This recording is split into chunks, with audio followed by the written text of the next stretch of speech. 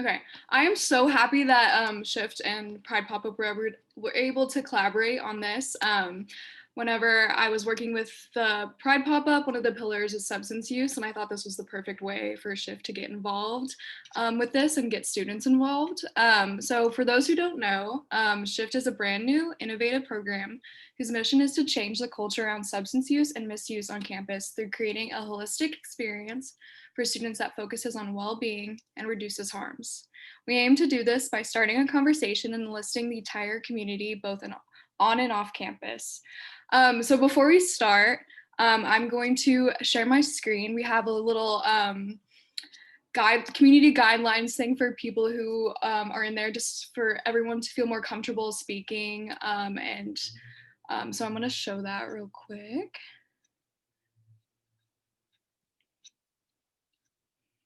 Let's see.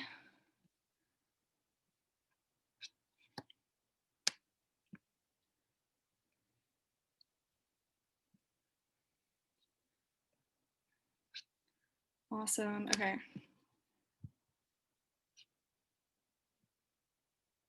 So just some community guidelines just to respect one another.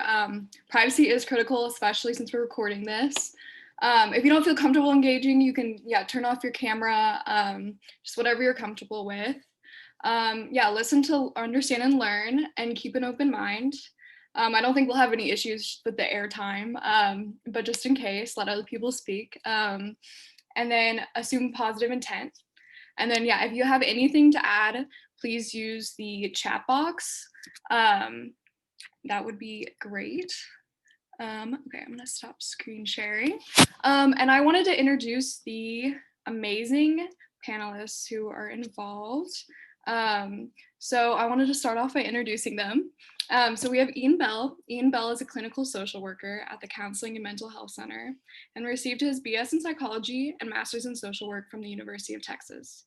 Ian is a member of the Alcohol and Other Drugs team, the Mindful Eating team, and the Diversity Awareness and Education Committee at CMHC. His professional interests includes increasing mental health access to marginalized communities, the intersection of mental health and substance use, identity-based trauma, and expansive masculinity. In his free time, Ian enjoys lifting weights, watching sports, and taking care of his plants. We have Dr. Stephen Russell. He is Priscilla Flan Regents Professor in Child Development, Chair of Department of Human Development and Family Sciences, Director of the School of Human Ecology at the University of Texas at Austin. He is an expert in adolescent and young adult health with a focus on sexual orientation and gender identity. He has served on governing boards of the Society of Research in Child Development, the Sexuality Information and Education Council of the United States, National Council of Family Relations, the Society for Research on Adolescence. We have Tina Alexander as well. She's a social work fellow at the Counseling and Mental Health Center and received her master's in social work from the University of Texas in 2020 and completed her bachelor's at Dartmouth College. Tina is a member of Alcohol and Other Drugs team and Mindful Eating team. Her professional interests include relating to optimal psychosocial well-being of marginalized communities, family of origin concerns, relationship concerns, life adjustments, and self-esteem work. And last but not least, we have Dr. Sydney Velice, research scientist at Columbia University School of Nursing. She received her PhD in psychology from the University of Illinois at Chicago in 2016 and completed her master's and bachelor's at the University of Oregon.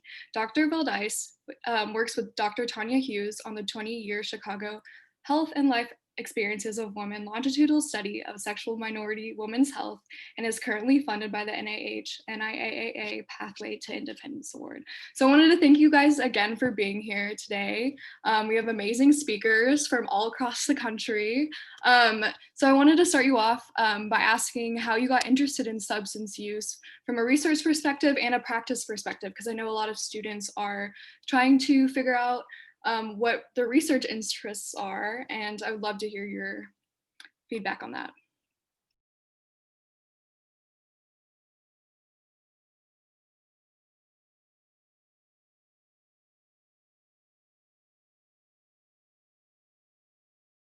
Any one of you can speak. I can go first. I have kind of an idiosyncratic story that I think will make anyone else feel much better about their life choices and the directness of their paths.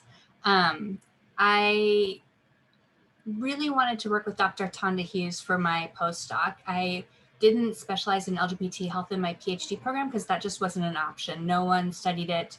No one had any interest in that area whatsoever. My area is clinical psychology. So I asked Tonda Hughes if she would be on my dissertation committee because I really wanted to kind of like create a relationship. And she told me no, she didn't have time. And I was kind of heartbroken by that because she really is one of the biggest names in queer women's health. So later on, we got to know each other a little bit better through this thing called the Building Interdisciplinary Research Careers in Women's Health, the BIRCH, at University of Illinois. And I asked her if she would hire me as a postdoc, and she said yes, but she had no money to hire me. So I spent Thanksgiving weekend like trying to learn the LGBT health literature related to alcohol because that was her area.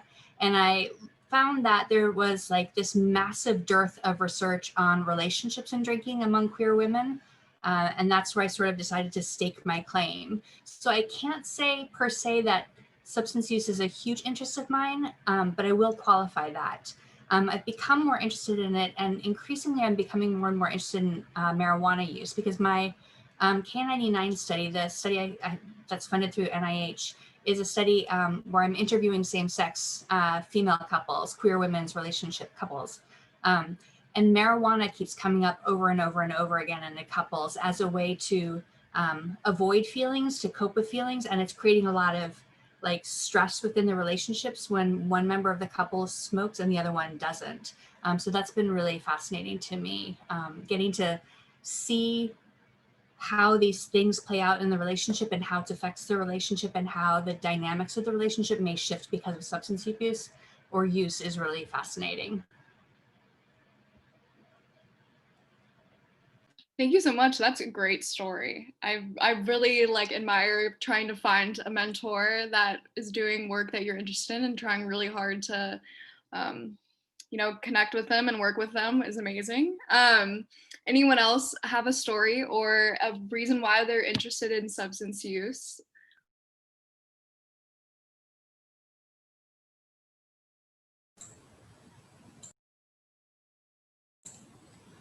You go, Ian. Okay. Yeah, so I guess my story kind of starts with I've always kind of been interested in finding a profession to try and help people, and always been really interested in how people just cope with life and cope with different things. And I think in my own personal life, I've seen a lot of different people, as whether it's be family and friends, cope in different ways, whether adaptively or maladaptively. And substance misuse has been a part of my family history.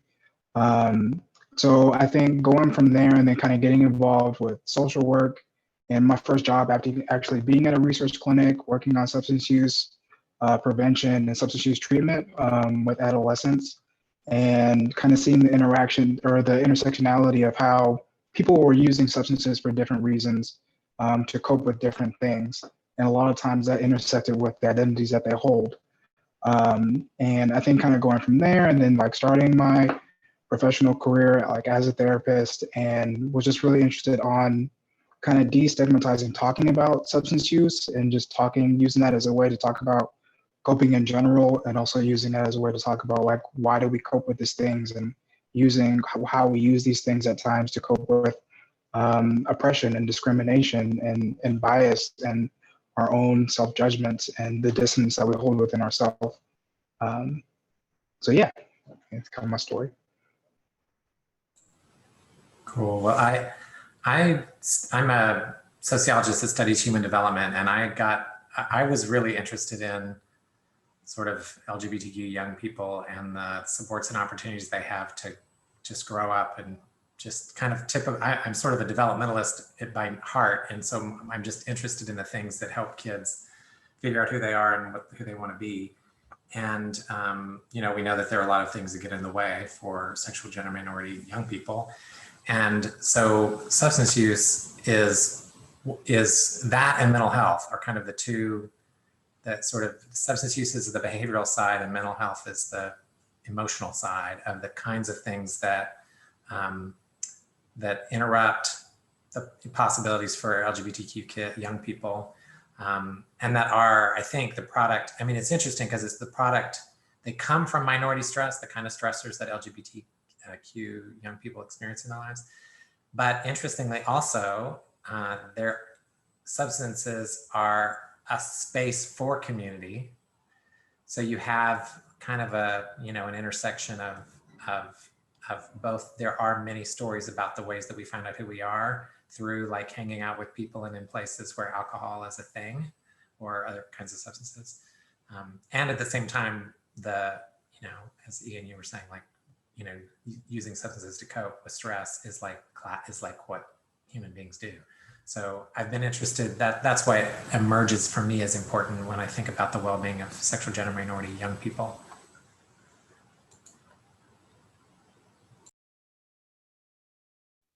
Tina, did you want to add how you got interested in this subject from a practice perspective or a research perspective?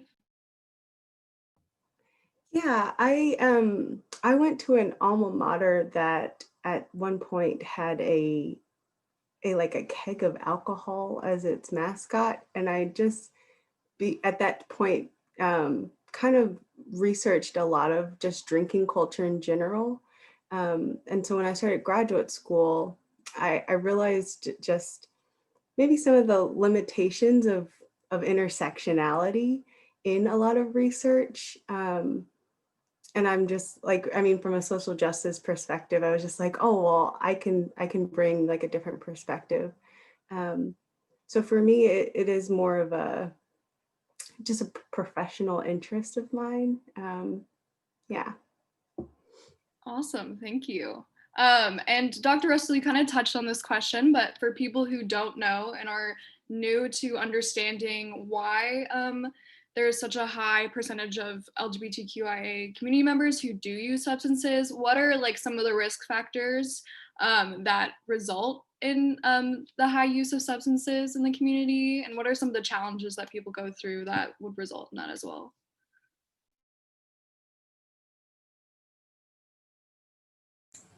Well, I can just quickly, I think that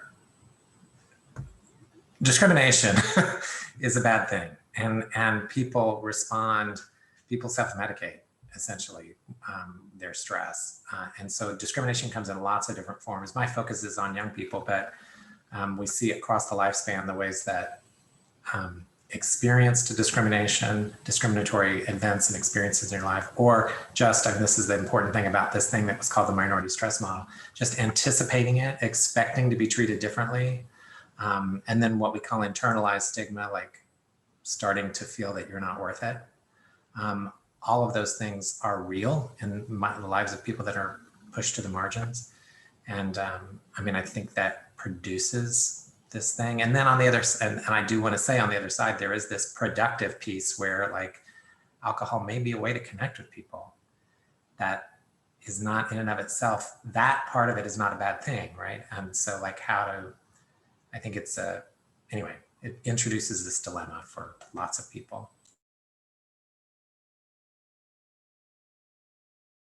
Is there, oh yes, awesome. I was going to talk a little bit about some of the things that I learned in the interviews that I did with couples. When I started doing them, there was one study that was a qualitative study that talked about how drinking might change across stages in a relationship. And the woman that was interviewed talked about how she would not drink very much at the beginning of a relationship, but then she would drink more, like either to match her partner's drinking or because of the stress from the relationship, and then would drink even more when they broke up. And so there was this very clear pinning of the substance use drinking behaviors to stage in their relationships. And that's something that's very interesting to me. And the interviews that I've been doing with same-sex couples is I do a relationship timeline with them. So I have them chart for me their relationships from the day that they met until they anticipate dying, like all the things that have happened and all the things they anticipate happening. And I've sort of been looking at what are the trends in like the stages in the relationship and how that might link up to their drinking. And I was anticipating that early in the relationship that there might be some need for social lubrication. When you're first getting to know someone, you might be anxious about it. You might be wondering like, is she interested in me? Is she queer? Like, is there a meeting of the minds here? And interestingly, that's when the lowest period of drinking in the relationships that I've done. I've only done 8 couples so far, so it might change as I do more. But drinking tends to increase more over like as the relationship starts to intensify, when there's loss in one of their lives or both of their lives, when there's conflict in the relationship. And I think all of those are kind of expected. The other thing that I thought was interesting was that I do qualitative interviews with them as a couple and then also with each person individually. And I've been asking them, like, why do you think that you drink? And do you think that there's anything about being queer that might be connected to your drinking? And one of the things that keeps coming up over and over again is that queer events tend to involve alcohol, that there's some need either to have alcohol to make you more comfortable in a group of queer people, or to even be there, or it's just something to do as a community. But that's sort of a stressful thing because some people are in recovery or they don't want to drink, and yet a lot of the events and gatherings have to do with substance use and alcohol. So that's been interesting. Thank you for sharing some of that research. Those are really interesting findings. And yeah, in relationships, I can see that people might feel uncomfortable drinking or like drink more because of their partner. So that's a very, very interesting finding. Do any of our social workers want to add what they see in practice, or what they've seen that some either students or members of the community have, what issues they're having that needs help with substance use? Yeah, I mean, I wanted to echo what Dr. Russell was saying, that discrimination is a bad thing, and it has really serious impacts on our brain and on our body. And it leads to us holding more trauma and more identity-based trauma. And sometimes we cope with that through substance use. And I think in thinking of folks who hold queer identities and sexual and gender minority identities, that there's also this dichotomy of like, yes, we are coping because of discrimination and oppression. And this is also a big part of building community as well. And I feel, at least, you know, when I'm talking with people who feel isolated, you know, in their identity or aren't able to express their identity, you know, at home or in certain spaces, a big thing that we talk about is, well, let's find community. Like, let's find other people that you can be around where you can be fully all of yourself, and you can build connections with. And sometimes part of that process can be substance use as well. So there is kind of, it feels like this dichotomy of at times maladaptive coping, and then at times of figuring out, well, you know, how can I build community, you know, maybe in moderating my use or without substance use, when this might be a big part of the community. Awesome, thank you. I think Yona has a question for Dr. Veldice.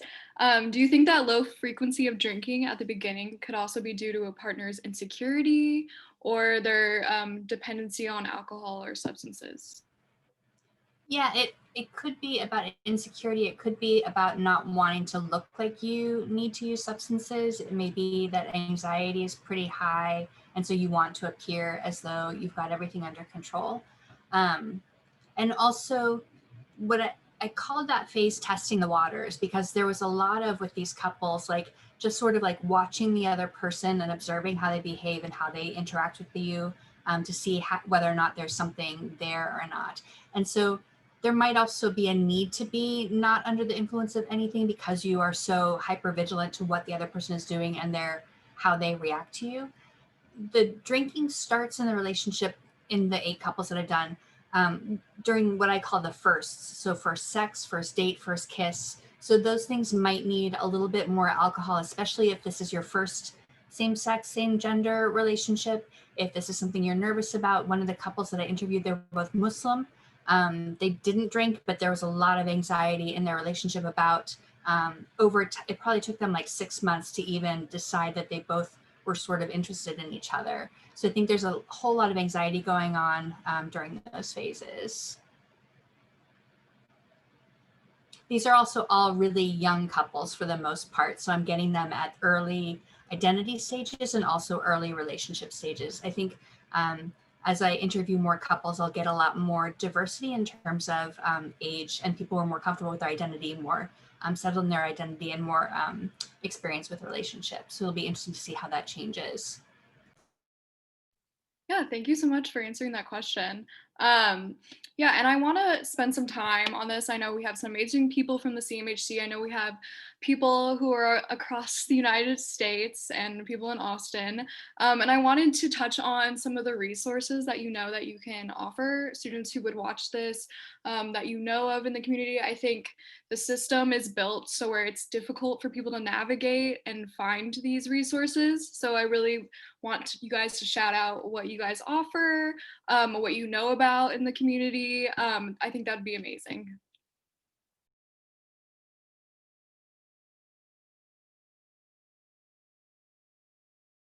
Does someone from the CMHC want to go briefly? Sure, I can.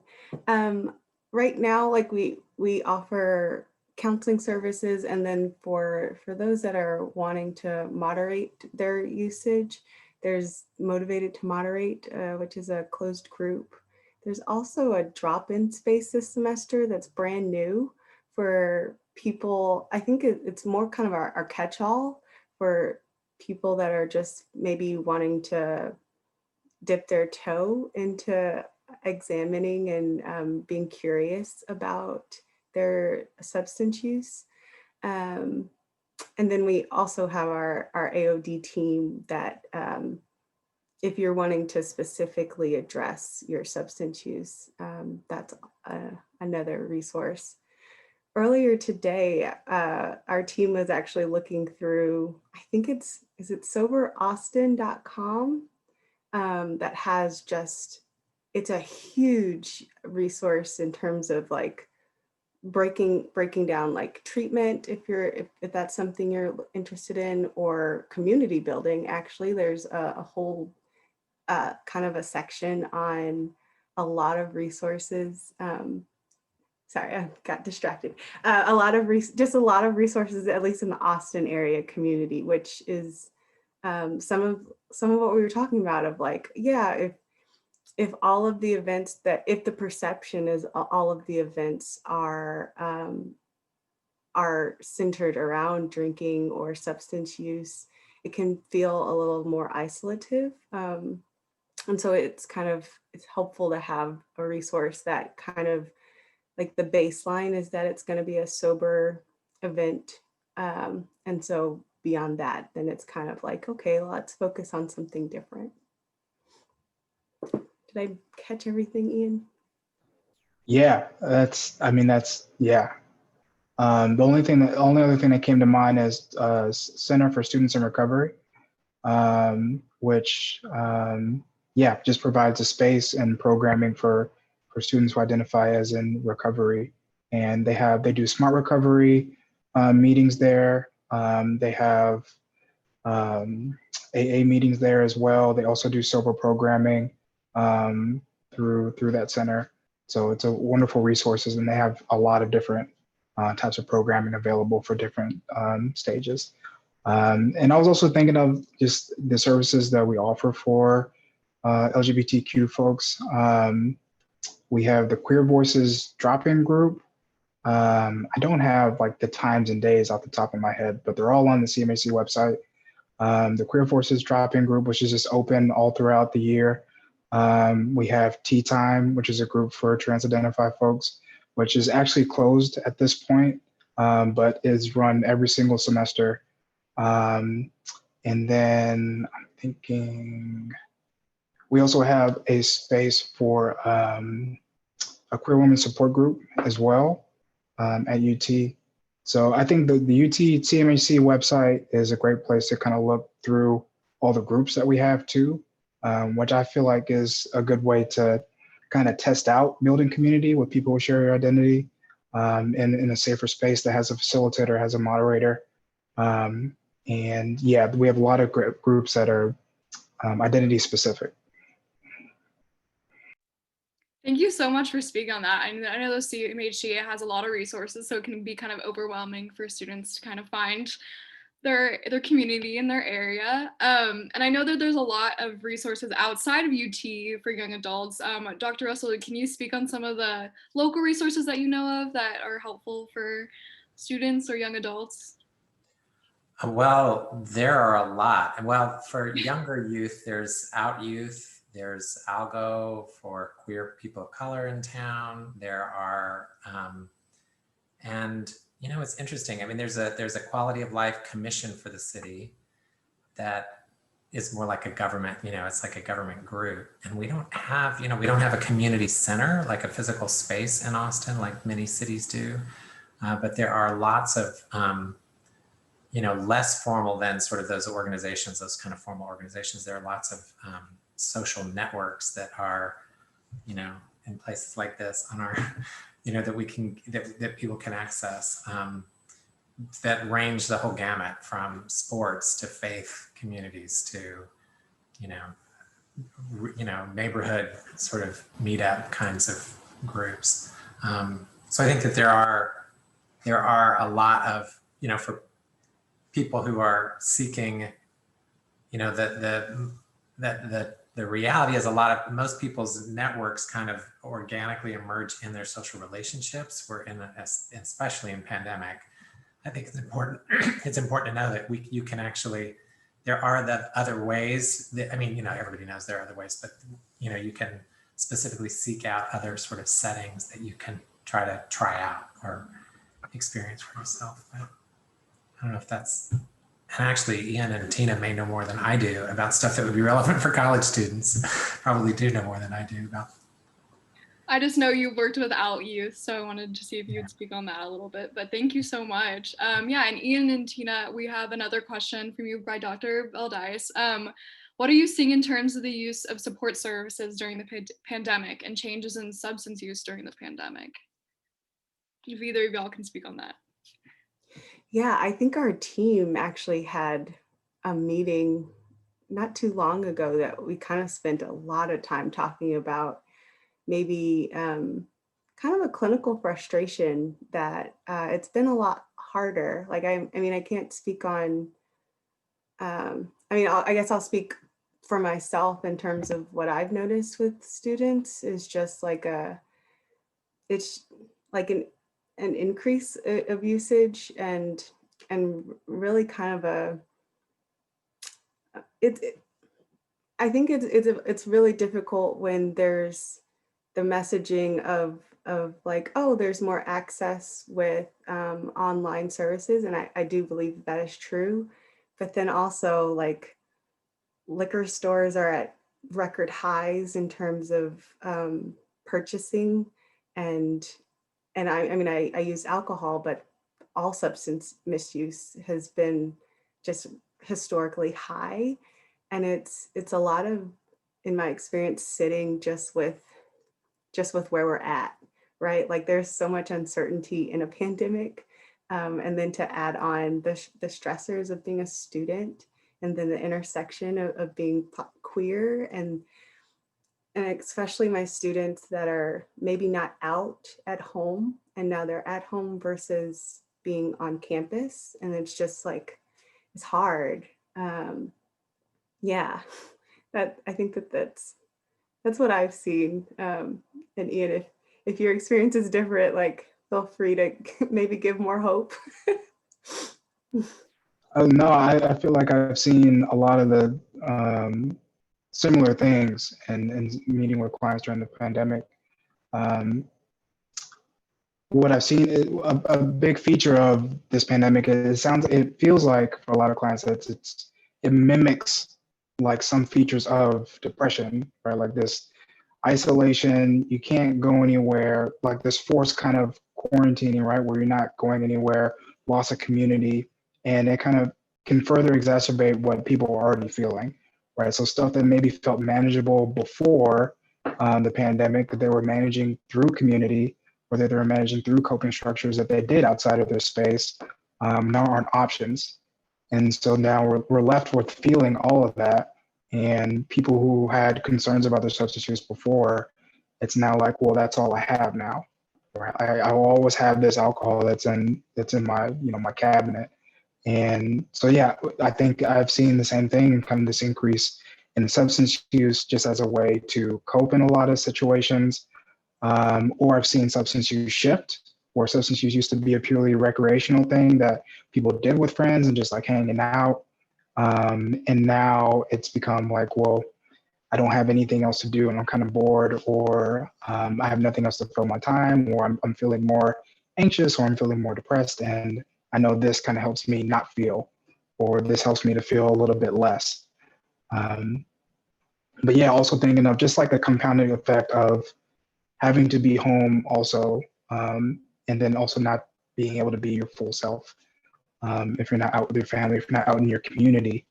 Um, and it's just another layer of stuff that we have to manage.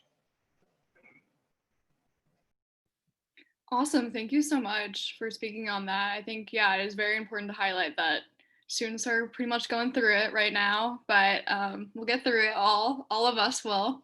And I wanted to bring it back to Dr. Valdice. I know that you are not in Austin, but I would love for you to speak on some resources that maybe you know of that have been helpful. And I also wanted to mention a major UT resource, the GSC, for anyone who needs help with this. I think it's a really good place to establish community, and there's a lot of great programming done there. So check it out if you can. But yeah, Dr. Valdice, if you have anything to add. I don't really. I actually am doing a COVID study right now, and we haven't looked at our most recent wave in which we asked people about where they're getting their support. And we're also asking them where they're getting their drugs and alcohol. We're pretty curious about like how you're getting drugs, especially if it's something you haven't done before. But I will say that one of the things that's sad in New York City is that some of the LGBT programs might have to close down because they don't have funding. I think there are just like a handful of lesbian bars still in New York City, and they weren't able to get small business loans from the government, and so they may not be able to continue. So it's kind of a double-edged sword, that this reliance on lesbian bars and LGBT bars, queer bars, gay bars, but it is a place that the community gets together, and these centers are really important for the community. And it's great that all of this stuff is online, but these actual like places where people can go are really important too. So I hope that they can be resurrected later, that maybe we can band together and support these organizations because they're important. Bookstores, like all of these things. Yeah, I agree. Community resources really need the support right now. And I wanted to ask a major question to all of y'all. I know that you are involved in research in some way, or even in programming. And I think it's important for students to kind of brainstorm where we can go with research and what are like some of the gaps that you have seen while working in either programming or research that we can try to focus on in our future career to help reach as many people as we can. So if anyone would love to speak on that, that'd be amazing. Dr. Valdice or Dr. Russell, if you would like to start. Oh my gosh, yeah. We just today released this new report on understanding the well-being of LGBTQI populations. That the recommendations are all that we have such huge data gaps. We have done I think in the last decade, we've learned a lot about descriptively, sort of about, we know about vulnerability. We can tell you that people are at risk. We know more than we used to, but not enough about intersectional differences and people. We know that the intersection of race, we know intersections with race, and we know intersections with social class. There's still a lot that we don't know about things like other kinds of systems, like justice system involvement or child welfare involvement for kids, and what it means to be navigating, say, foster care and a queer identity or an immigrant identity these days, for example. So I think we do need more of that kind of critical, descriptive, like work that identifies groups that vulnerabilities, but also protective and promotive factors. And I think the biggest gaps for the next decade is now starting to move into like what we can actually do, like, prevention, intervention, health service and access, like how to, and wellness. I want to move beyond just medical health, but like thinking about wellness generally. And we know a lot about things that are promotive of health, but we don't know as much about literally how to promote it. Like we have examples, but we have very few things that are tested. We don't, you know, we've got some really good ideas and people that you know, are doing really cool things, but we really need a science base that I think we'll have in a decade about sort of what are the kinds of practices and strategies that we know can make a difference for changing the stakes for queer people, and that can interrupt these processes we've talked about. Like, what do you do if you are, you know, what are the things that we know? If you had to name 3 things that were going to make the biggest difference for the kid in a pandemic who's not hanging out with friends because it's a pandemic and is deciding between a video game, studying, and the bottle of booze for the evening, you know, like, what is the thing that is the right thing to do or say or advise? And, you know, we still got a ways to go in that area. So I think prevention science, intervention science is a big area that I'm hopeful that, you know, we've established a lot of groundwork in the last decade, but I'm hopeful that that's kind of the next thing that we need to really understand. That's my take, but. Do you have anything to add, Dr. Valdice? Yeah, I think definitely intersectionality is a really important thing. And I think one of the challenges is that most studies in LGBT health don't have the diversity of samples to really look at intersectionality. And I think that that's something that we really, as a field, need to improve. And we need to figure out how to better recruit more diverse people into our studies. I've been really lucky to be able to be a reviewer. So I get sent articles to review to help them improve or to help the journal decide whether or not to publish them. And I've been very lucky to have been getting a lot of methods papers lately, specifically about their recruitment strategies. And I've been trying to really push them to give way more detail, like share the ads that you place on Facebook and Instagram, Snapchat. Exactly how much money did you spend on it? Exactly how did you get those 13,000 queer boys to sign up for your study in 3 days? Like, share all of these details, because I think that as researchers, we keep reinventing the wheel to try to figure out how to recruit people. And some populations feel over-recruited, some feel under-recruited, and we just are not doing a good job of engaging people of color, especially in our research, and also people who have lower incomes, people with lower education. A lot of the studies that we're doing are among young, white, highly educated people, and I don't know that those findings are really generalizing to the whole population of queer people. And relationships. We need a lot more relationships research. Yeah, you're a big advocate on that, which is great. And I wanted to toss it to Ian and Tina, who, you know, work in the CMHC to see the programming. Maybe there's some gaps in programming or any research you've worked with that you think needs to be highlighted.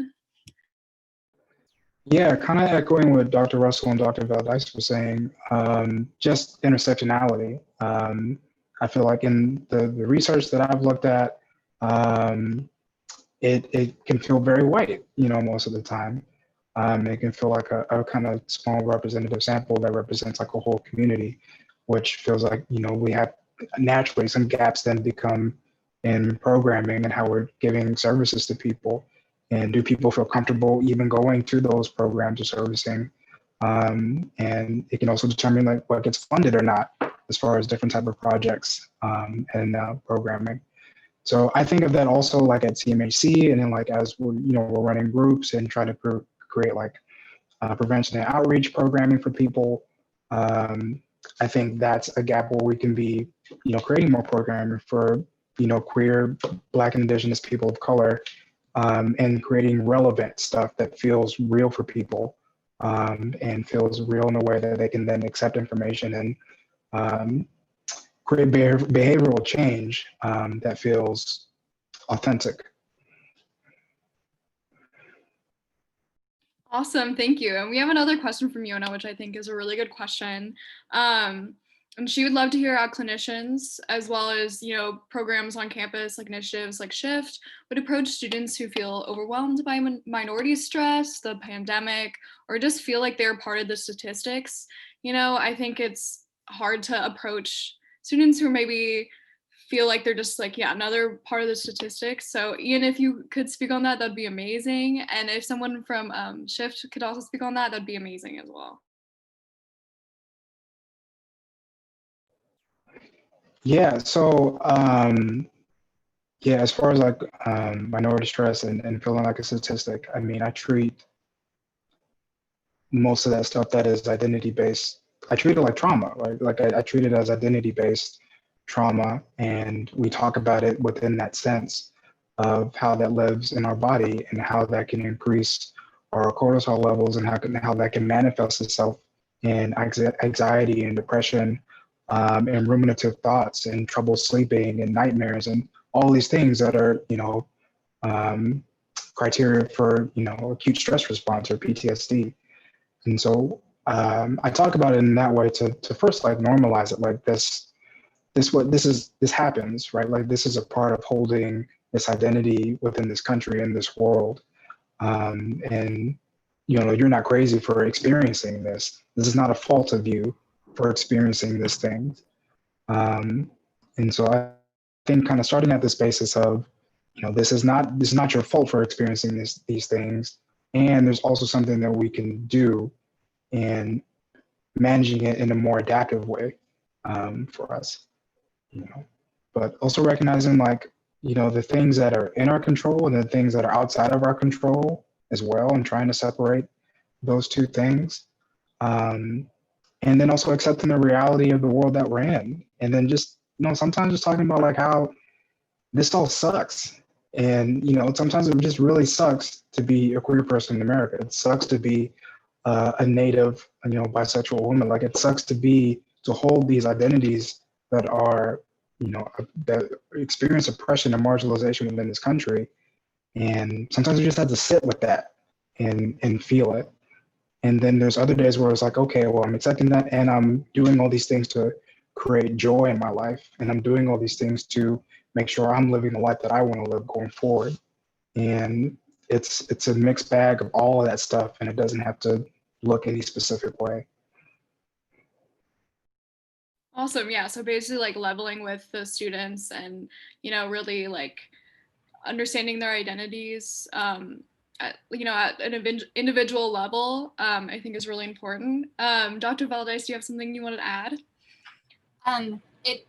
This sort of reminded me of both a metaphor that I like to use and also something that I've been thinking about a lot lately. There's a study from the 90s called That Swimsuit Becomes You. And the study is of, they took a sample of college students, both women and men, and had them try on either a swimsuit or a sweater. And then they recorded them in the dressing room, like how they talked to themselves, what they did. And then afterwards they had them take a math test, and then they had them do like a taste test. It was sort of like a fake taste test. And the women who tried on a sweater did just fine on the math test. The men, regardless of what they tried on, did just fine on the math test. The women who tried on a swimsuit did really poorly on the math test. And the idea is that, like, seeing yourself from the outside, worrying about how you look, how you appear to others, worrying about what you look like to yourself takes up a cognitive load so that you can't perform as well. And I've been thinking about that a lot in terms of the pandemic, the racial injustice that we're seeing, the election, like all of those things are as cognitive loady as body image, if not more so. So I feel like I don't know how we think that we can function right now at all, given everything that's going on in our world and in our minds. And so thinking about that has sort of like made me think like, oh, this all makes sense. The other thing that I was thinking about is, so I'm clinically trained, but I don't do clinical work right now. And I did a practicum working with women who lived on the south side of Chicago, who were dealing with gun violence in their lives every single day. And one of the people that I worked with had been in an accident and had a really severe disability, and she wasn't able to work. And she was kind of stuck in this place where she couldn't move forward with her life because she didn't feel like there was anything that could happen. And she kept thinking that things would get better, like hoping that things would get better. And I didn't really watch the show Lost, and I don't know if anyone knows about it because you're probably too young to have seen it. But the premise is that people crashed on an island, and they kind of had to decide what to do with their lives. So they basically had two choices. They could either like keep waiting for rescue. So they would live on the beach, wait every day for rescue. They wouldn't create any kind of infrastructure or lives for themselves. Or they could say, okay, this may be our life now from now on, sort of like radical acceptance. So we're gonna build gardens, we're gonna find like a steady stream of water, we're gonna build structures, we're gonna figure out how to educate the children, and we're gonna build a life for ourselves, and if we get rescued, fine. And so I shared that metaphor with her, that she could either like just keep hoping that things would get better for herself, or that she could sort of realize that this was how her life was and figure out how to make things better for herself in the moment. And I think that that ended up being a semi-successful metaphor for her, because it helped her see that she had a little bit more control over her life than she thought that she had, and could sort of figure out how to work within the parameters that she had and accept that this was, you know, what was going to happen for her in her life, and figure out how to incrementally make things a little bit better and more livable for herself over time. So I think like sort of seeing what we're dealing with as being like our actual reality, and how to find a place for ourselves is important. Thank you for putting that in perspective. I think, you know, the lost metaphor was good. Good way of understanding it. And I wanted Tiffany and Kate maybe to be able to speak briefly. I know that we're in Shift is an organization that encompasses the whole body of UT, student body of UT. So Yona wants to know how we would approach students who are overwhelmed by minority stress, the pandemic, or just feel like they're part of the statistics.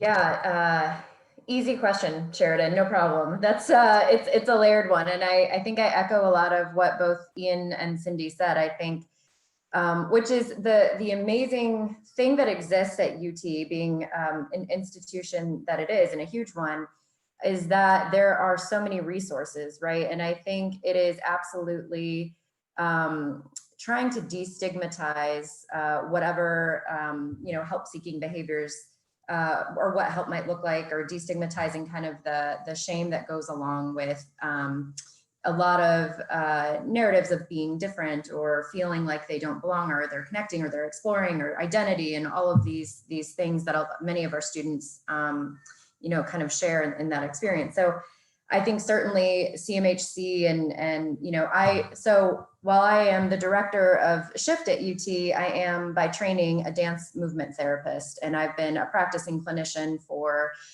ever. I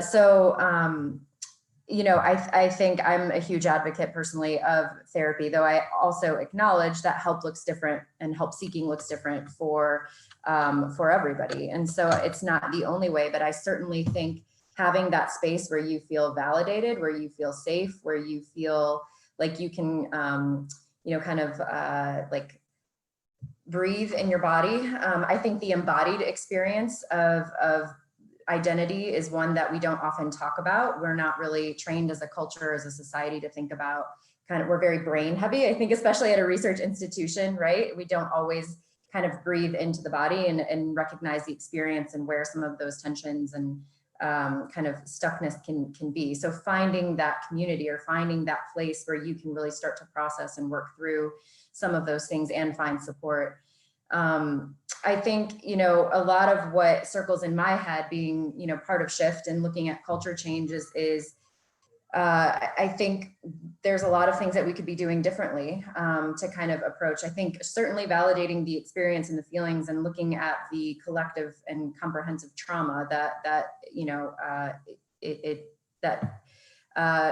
really people of marginalized identities experience, that is really hard for I think being at a predominantly white, heteronormative institution. It can feel very overwhelming. So I think validating that, but thinking culturally about what we can shift, right? And I think of Cindy, actually, as you were talking, sparked a memory in me as well, because I was from Chicago before I moved to Texas, and worked kind of all around there. And one of my former clients was a queer Black man who was from the South Side of Chicago, and not to get too much into like the topography of Chicago, but it's very kind of split in north-south and where resources are. And this former client of mine would run away from home. He was from way south side all the way to the north side where Howard Brown was, which is one of the main kind of LGBTQ support centers.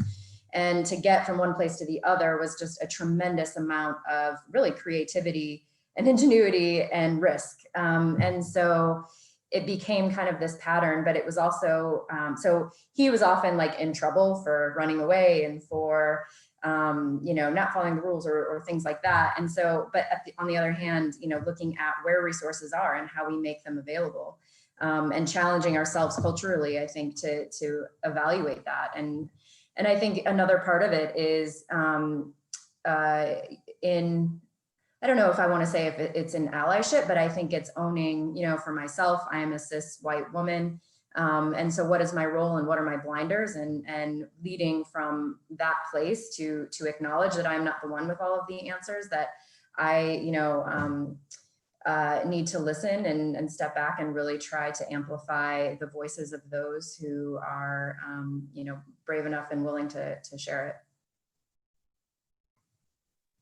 Well, thank you so much, Kate. She is the amazing director of SHIFT, so I'm really glad to hear her input on that, especially since it's not an LGBTQ specific organization. And so basically, this will be our last question of the night, but I wanted to see what y'all's opinion was on what you guys are seeing with the pandemic and with newer drugs coming out, like what types of drugs are you seeing younger generations attaching to more, especially now and before? I know that like the introduction poll showed that vaping and e-cigarette use is a lot more prevalent among LGBTQIA young adults. So if anyone could speak on that, that'd be amazing.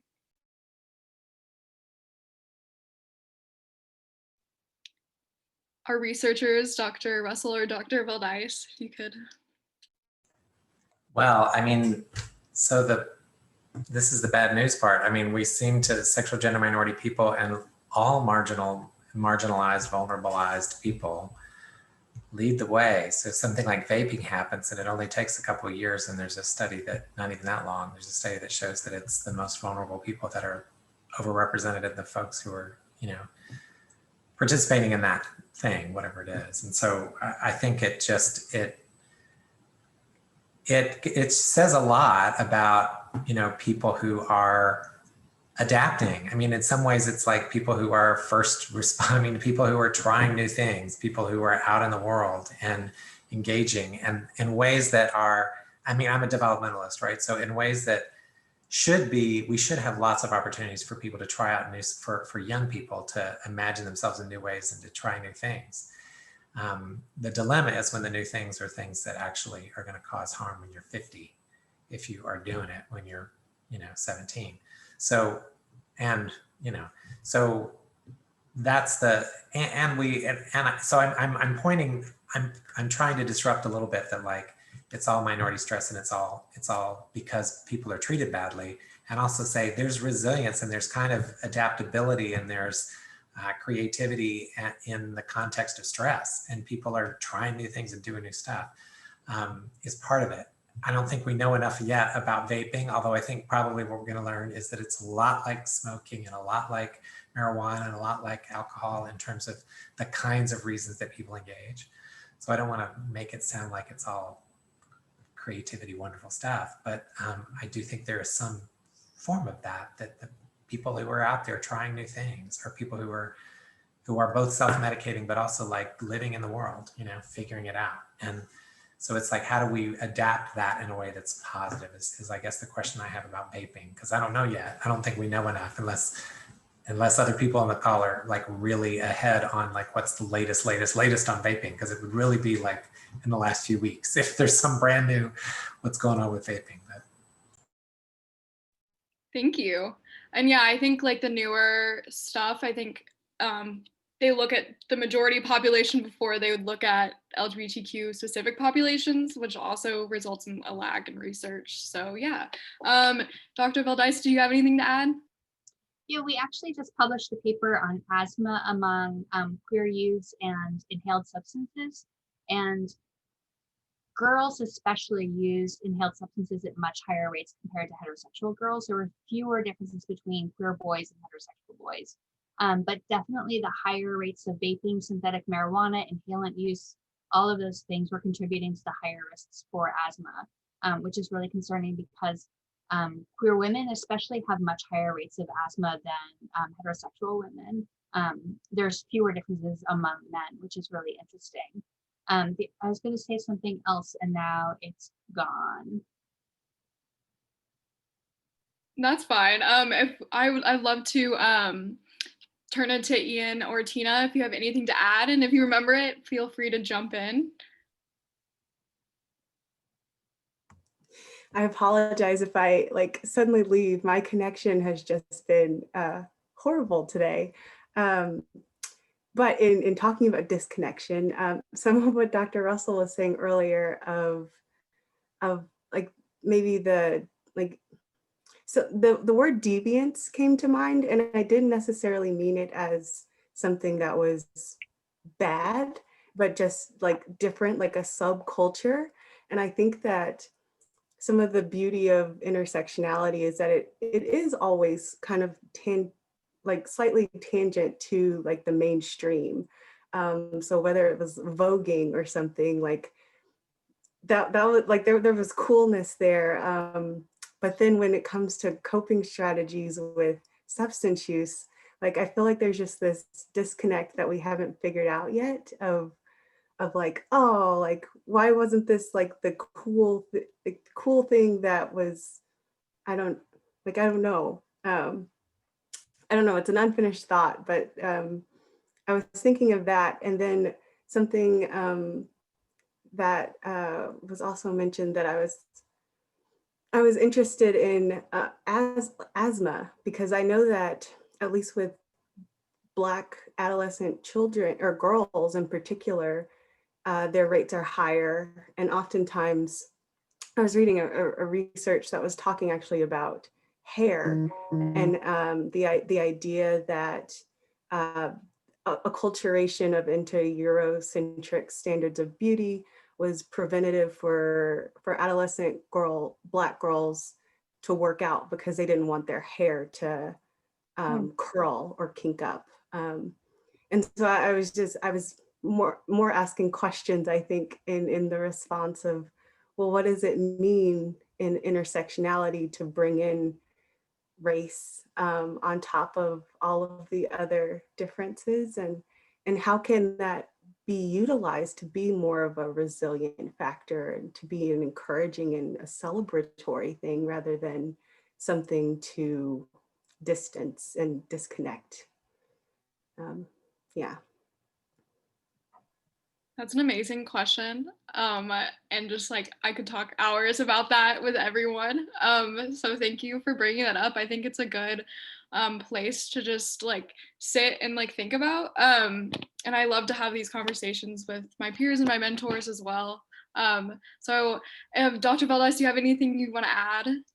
What I was going to say is kind of a downer, so I think we should just leave it as is, because I think that was a really good place to end.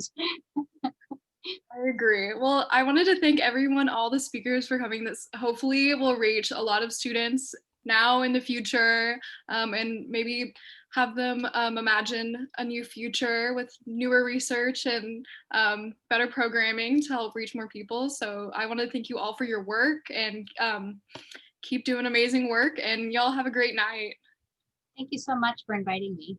Of course. Thank you so much. Take care. Thank you, everyone. Awesome. Fantastic. Bye. Thank you.